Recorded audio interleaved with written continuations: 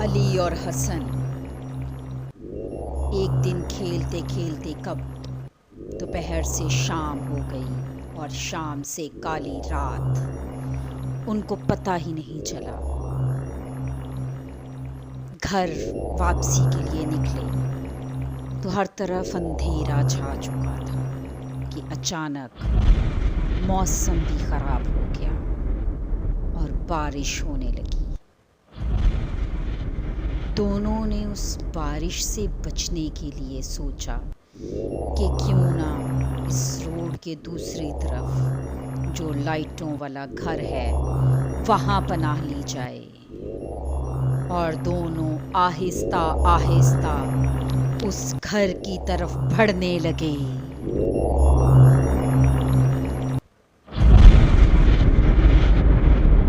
گھر کے پاس پہنچ کر دونوں چپکے اس گھر میں داخل ہونے لگے، اور جیسے جیسے وہ گھر کی طرف بڑھ رہے تھے، گھر کے اندر کا ماحول خوفناک، ہیبت کر دینے والا۔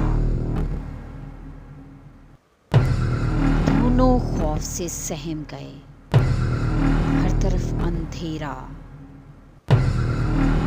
اور عجیب بدبو پھیلی ہوئی، اور ایسے لگ رہا تھا کہ کوئی سایہ ان کی طرف آہستہ آہستہ بڑھ رہا ہے۔ اس سائے کو دیکھ کر دونوں ڈر گئے اور خوف سے رونے لگے۔ آہستہ آہستہ وہ سایہ قریب آتا گیا اور ایک بھوت نمودار ہو گیا۔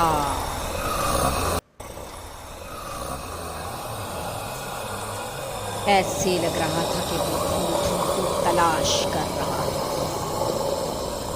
دونوں خوف سے بھاگے، ایک کمرے سے دوسرے کمرے میں، لیکن باہر نکلنے کا کوئی راستہ نہیں تھا۔ ہر دفعہ گھوم کر اسی اندھیرے کمرے میں آ جاتے تھے، اور بھوت آ رہا تھا ان کی طرف کہ اچانک حسن نے کہا کہ میرے پاس ایک لائٹر ہے، ہم کیوں نہ اس لائٹر سے کچھ لکڑیاں جلا کر اس بھوت کو آگ میں جلا دیں، یہی ایک حل ہے۔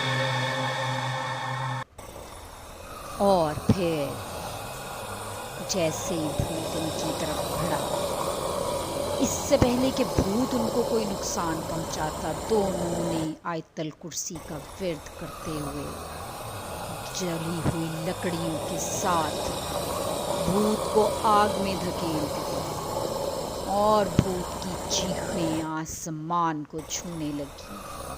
علی اور حسن نے اس بھوتیا گھر سے باہر بھاگنے کو ہی ترجیح دی اور دوبارہ اس راستے پر کبھی نہ آنے کا عہد کیا کہ یہ بھوتیا گھر بہت خوفناک تھا اور یہ رات بھی بہت خوفناک۔